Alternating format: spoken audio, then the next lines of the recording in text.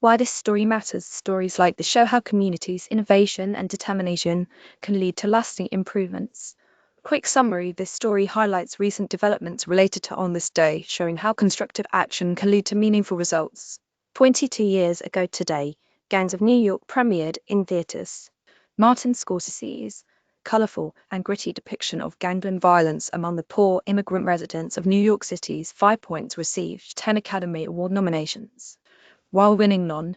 Daniel Day-Lewis' mesmeric portrayal of street gang leader Bill the Butcher won him several other awards. Grossing nearly $200 million worldwide, the project had taken Scorsese nearly 20 years to develop after reading a book called Gangs of New York, An Informal History of the Underworld. 2002 loosely centered around the life and times of Irish immigrant waves to America during the Civil War and following the potato famine. The film was repeatedly praised for its historical accuracy.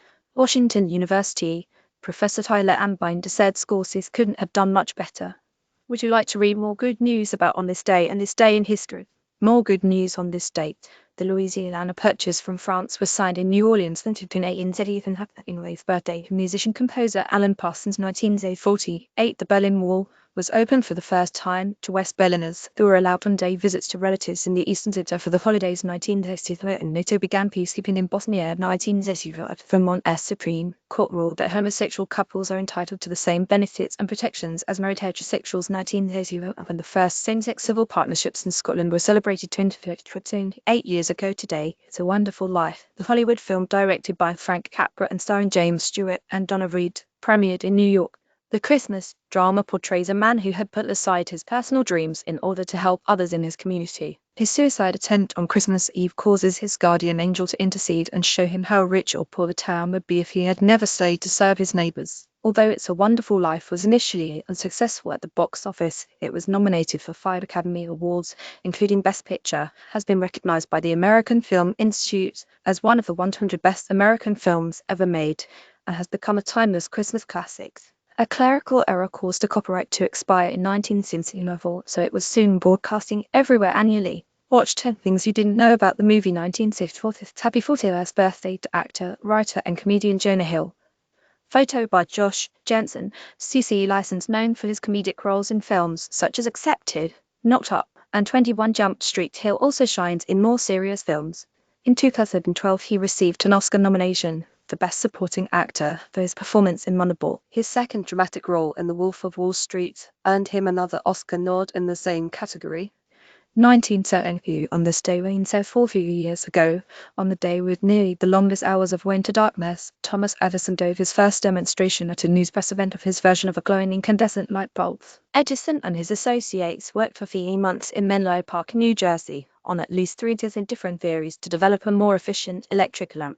He tested no fewer than 6,000 plants, searching for a long-burning substance until he settled on a carbonized cotton fiber filament to house inside his hand-blown glass vacuum bulb.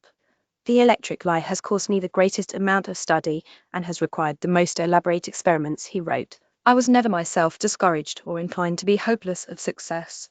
I cannot say the same for all my associates. 1899 and 15 years ago today, the Scottish vocalist, flutist, guitarist Ian Anderson formed a blues band named after an 18th century agriculturist, Jethro Tull. Best known for their signature progressive rock albums Aqualung and Thick as a Brick, the group, which began in Blackpool, England when Anderson was on the verge of starvation in a janitor's job, went on to sell an estimated 60 million albums worldwide. Because he was living in a cold one-room apartment, Anderson bought a large overcoat to keep himself warm, and also a flute, both of which would distinguish his early stage presence. I didn't want to be just another third-rate guitar player who sounded like a bunch of other third-rate guitar players. I wanted to do something that was a bit more idiosyncratic, hence a switch to another instrument, explained Ian in an interview. When Jethro Tull began, I think he'd been playing the flute for about 2 weeks. It was a quick learning curve. Literally every night I walked on stage was a flute lesson. Did you know Jethro Tull put out a fabulous Christmas LP? 1981 years ago today, 2 pilots who were sworn enemies experienced a remarkable convergence of camaraderie and respect in the airspace over Germany during World War II. Second LT Charles Charlie Brown had just flown a successful bombing run on industrial targets in Bremen, Germany in his B-17. The plane named Ye Old Pub was severely damaged by fire from German fighters, with crew members either killed or wounded. Pilot Brown could only keep his plane aloft at a low altitude and saw a Luftwaffe pilot Franz Stigler flying alongside, clearly with an opportunity to shoot down the crippled bomber, but he did not do so.